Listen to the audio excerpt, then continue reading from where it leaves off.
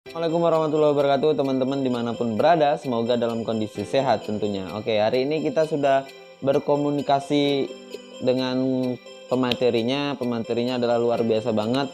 Saya datangkan langsung dari Siantan ya, bukan datang ke sini teman-teman, cuma kita video call ya. Video call, kemudian saya minta untuk jelasin tentang daily of physics, materi suhu dan kalor. Seperti apa keseruannya, tonton videonya sampai habis. Saya kenalkan sedikit kisi-kisinya biar tidak penasaran. Nanti beliau juga kenalkan sendiri. Namanya adalah Kak Anggit. Kak Anggit ini lulusan terbaik Universitas Tanjung Pura. Dia tahun angkatan 2014 ya, masih junior saya. Oke, dia the best teacher kalau tidak salah ya waktu itu. Ya, kurang tahu gak saya itu. Nanti nanya-nanya lah ya. Oke, jangan berlama-lama karena kalian pasti juga penasaran seperti apa dia mengajar. Tentu enggak kayak saya. Kalau saya wah kayak gini men, saya tuh lemah ya, enggak sepandai dia tuh. Kalau dia tuh bandai, kalau saya kurang pandai. Oke, langsung cekidot, ini dia bersama Kak Anggita. Let's go. Oke, assalamualaikum warahmatullahi wabarakatuh. Sebelumnya saya mau mengucapkan terima kasih ya kepada Bang Habib karena sudah memberikan kepercayaan kepada saya untuk mengisi materi di konten YouTube ini. Nah, jadi adik-adik, pada hari ini kakak akan memberikan materi tentang daily of physics. Tapi sebelumnya kakak mau perkenalkan diri kembali. Perkenalkan, nama kakak Anggita Alterus Amalia. Jadi kakak berasal dari Kabupaten Sanggau. Sanggau tuh di mana sih kak? Jadi Sanggau itu adalah salah satu kabupaten yang ada di Provinsi Kalimantan Barat. Sekarang kakak berprofesi sebagai guru di SMP Negeri 1 Siantan, dan kakak pendidikan terakhirnya itu S1 Pendidikan Fisika angkatan 2014 dari Universitas Tanjung Pura Pontianak. Nah, jadi Bang Habib itu adalah senior kakak. Beliau angkatan 2012 dan beliau juga terkenal sebagai mahasiswa lulusan terbaik di Untan. Oke, nah jadi daily of physics yang akan kakak bahas di sini adalah tentang materi kalor ya. Nah, sebelum lanjut ke materi kalor, jadi kakak akan memberikan penjelasan sedikit apa itu daily of physics. Jadi daily of physics itu artinya adalah fisika dalam kehidupan kita sehari-hari. Nah, mungkin masih banyak yang belum mengetahui kalau sebenarnya kegiatan kita di sehari-hari itu sangat dipengaruhi oleh yang namanya konsep fisika tadi. Mulai dari kegiatan bangun tidur sampai tidur lagi, itu semuanya dipengaruhi oleh konsep fisika. Nah, jadi semoga dengan menonton video ini adik-adik mulai mencintai fisika dan semakin semangat lagi untuk mendalami ilmu fisikanya. Pertemuan pertama, kakak akan membahas daily of physics pada materi kalor. Kita mulai dari pengertian kalor terlebih dahulu. Kalor itu apa sih? Nah, kalau berdasarkan pengalaman kakak mengajar, itu masih banyak yang keliru dalam memahami konsep kalor. Ada yang menganggap bahwa kalor itu adalah panas, padahal sebenarnya kalor itu bukan panas, tetapi energi panas yang dapat berpindah. Nah, berpindahnya dari mana? Maksudnya energi panas itu berpindah dari benda yang memiliki suhu tinggi ke benda yang memiliki suhu lebih rendah.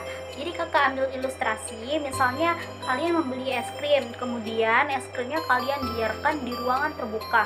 Maka apa yang akan terjadi pada es krim kalian? Ya, benar sekali, es krimnya akan mencair.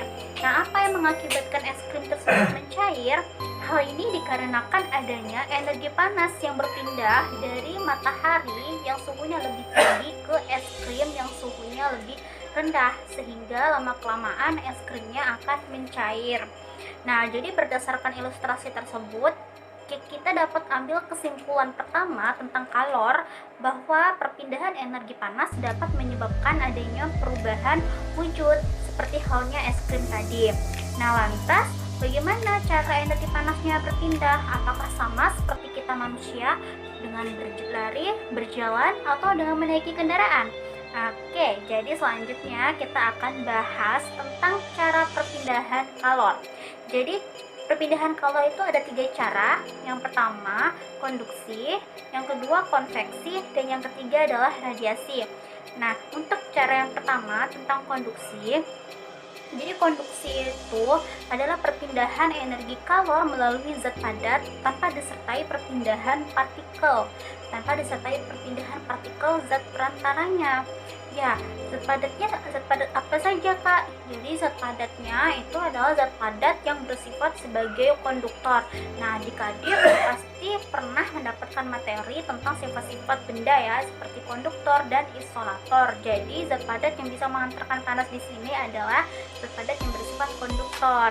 Nah, konduktor itu berarti adalah benda-benda yang dapat menghantarkan panas dengan baik. Contohnya apa?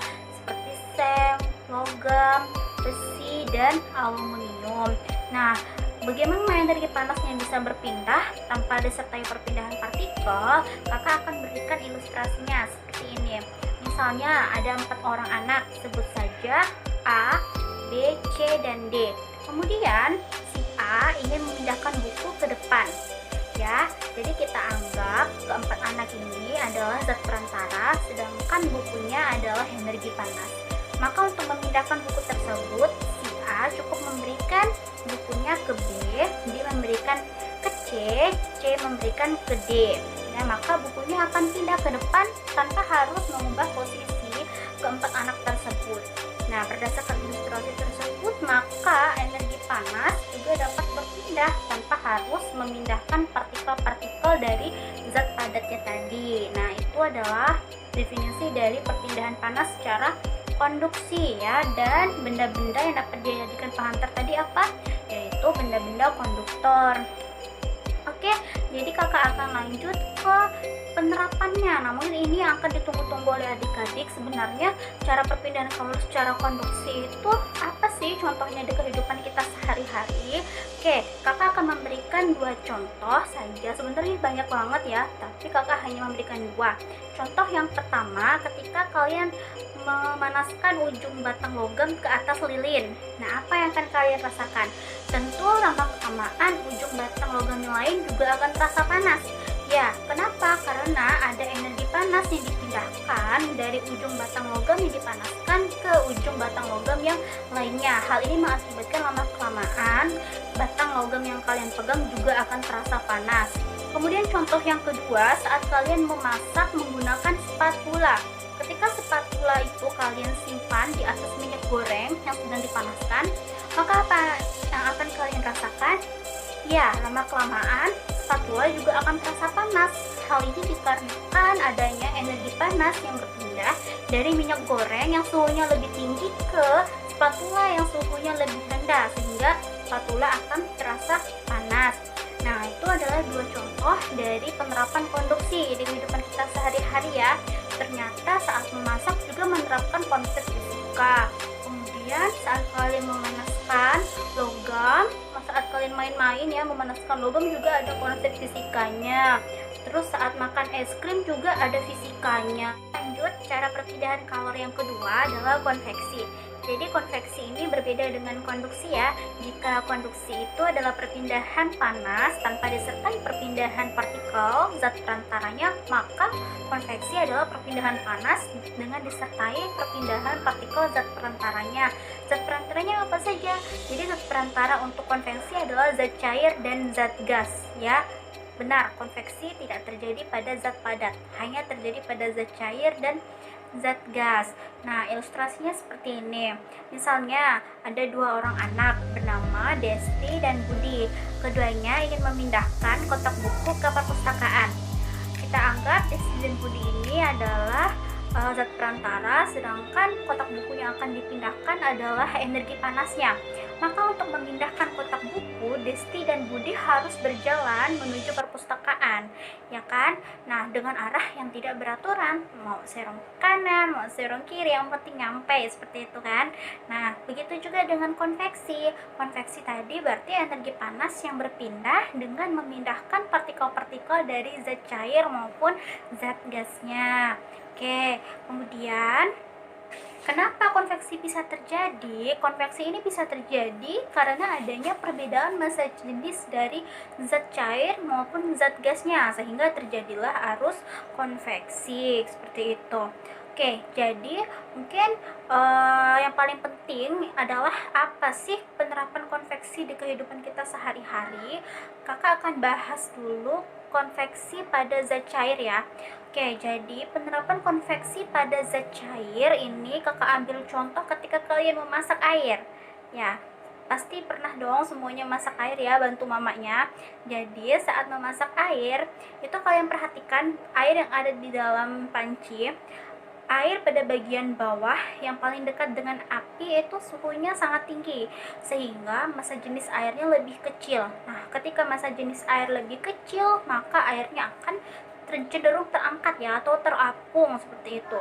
Kemudian untuk air yang ada pada bagian atas itu suhunya lebih rendah, sehingga massa jenisnya lebih besar, maka airnya akan cenderung untuk turun atau tenggelam. Begitu seterusnya siklus yang akan terjadi. Jadi kalau diperhatikan itu seperti perputaran air gitu, seperti siklus perputaran air akibat adanya perbedaan massa jenis tadi, terapung, tenggelam. Nah, kalau dalam percobaan itu bisa kita amati dengan menggunakan zat pewarna atau cairan pewarna ya, untuk melihat arusnya, untuk membuktikan adanya arus konveksi tadi. Ketika kalian mendidihkan air, nanti bisa kalian praktekkan di rumah. Didihkan airnya terlebih dahulu, kemudian masukkan zat pewarna makanannya setetes atau 2 tetes ke dalam air yang sedang dididihkan. Maka ketika airnya sudah mendidih, itu akan terlihat perputaran airnya. Dari zat warnanya itu dia akan bergerak seperti siklus air ya, berputar. Nah, itu menunjukkan adanya arus konveksi. Nah, putaran air itulah yang menyebabkan adanya uap air tadi, sehingga kalian bisa merasakan adanya hawa-hawa panas di atas tutup panci ketika kalian memasak air atau memasak nasi. Nah, seperti itu. Nah, untuk contoh yang selanjutnya kakak ambil dari konveksi pada zat gas. Jadi konveksi pada zat gas ini terjadi pada udara. Nah, untuk zat gas itu sangat banyak contoh di kehidupan kita sehari-hari. Kakak ambil 3 ya. Jadi yang pertama contohnya adalah terjadinya angin darat dan angin laut. Angin darat dan angin laut ini materinya pasti sudah sering ya dikadik dapat, di SD udah dapat juga, di SMA juga udah ada.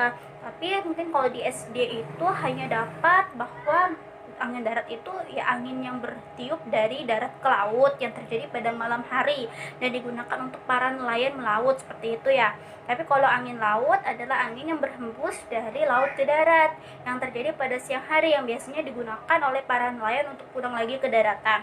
Mungkin konsepnya hanya seperti itu yang diterima, tapi sebenarnya angin darat dan angin laut itu bisa terjadi tadi karena adanya arus konveksi juga.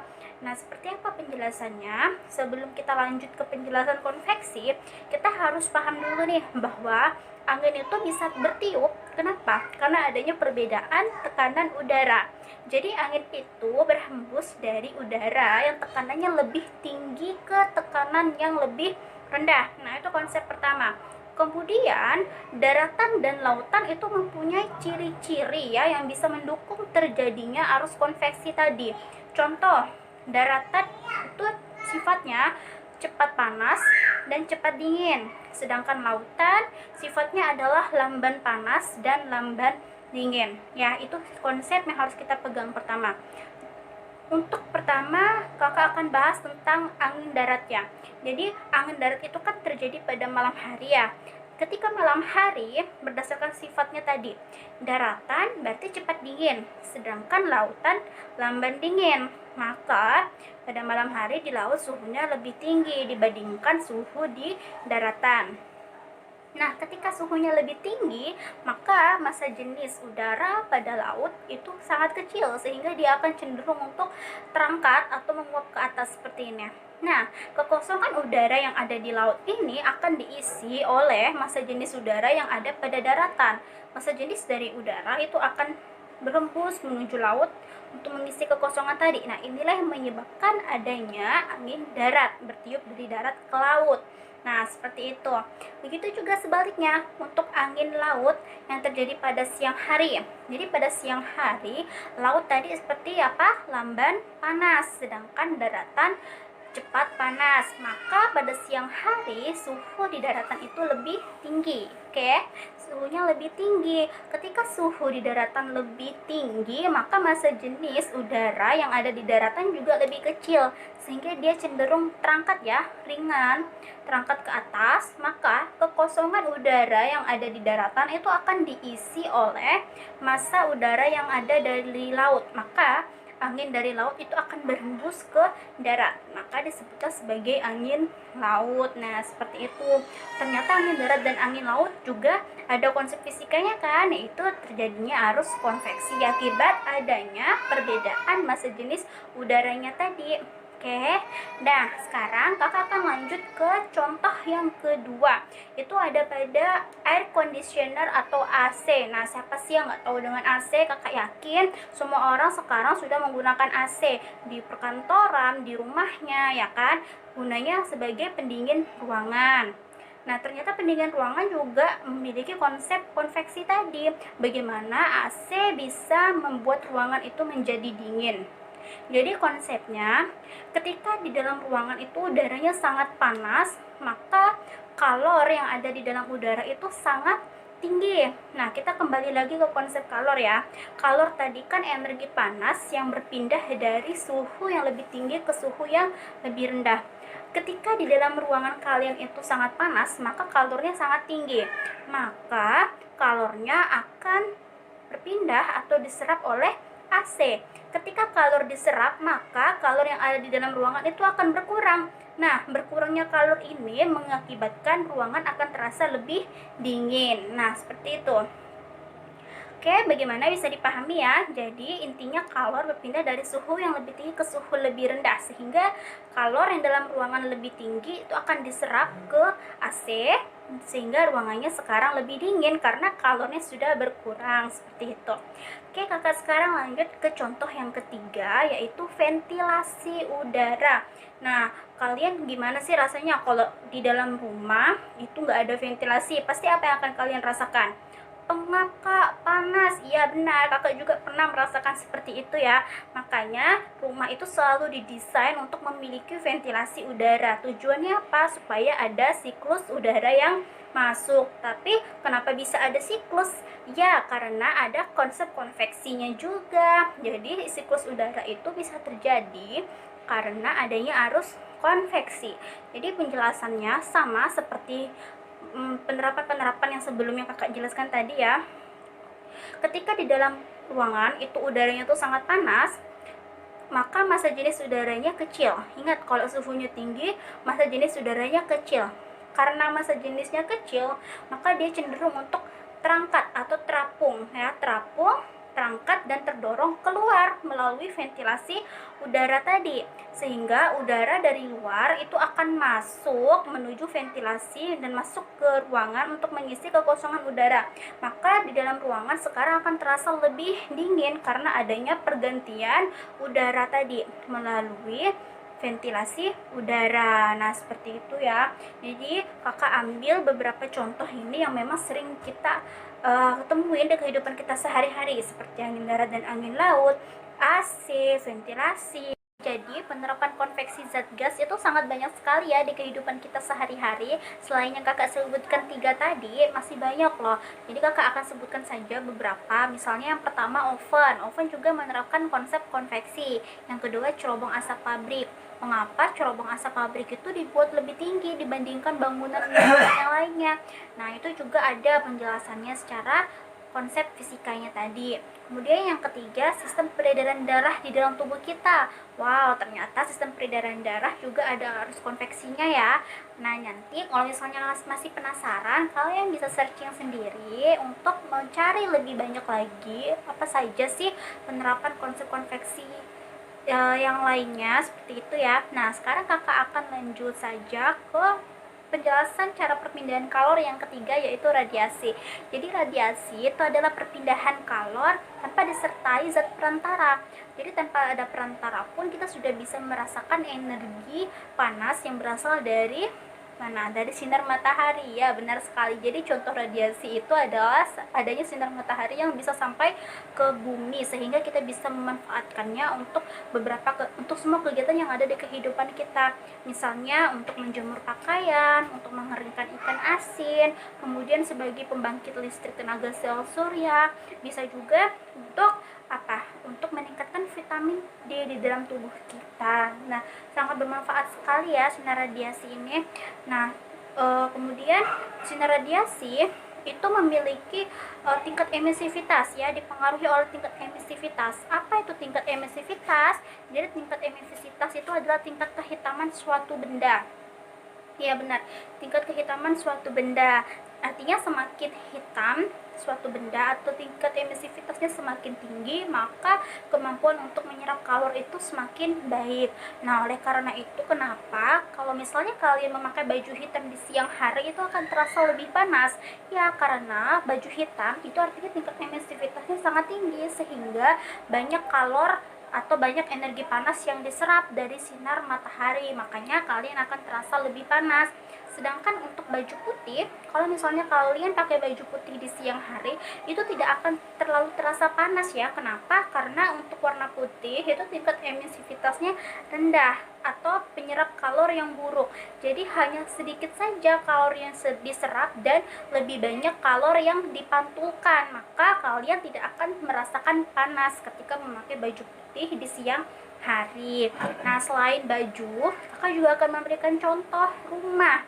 Nah, mungkin kalian bisa bayangkan nih, kenapa sih rumah itu rata-rata catnya putih? Kenapa gak ada yang warna hitam ya, Kak? Nah, mungkin setelah menonton video ini kalian mau coba nih, aku mau coba membuktikan apa yang kakak bilang di YouTube seperti itu. Mungkin nanti kalau pas mamanya mau ganti cat, kalian bisa bilang ke mama ganti cat hitam aja yuk, aku mau buktikan apa kata kakak Anggi di YouTube seperti itu.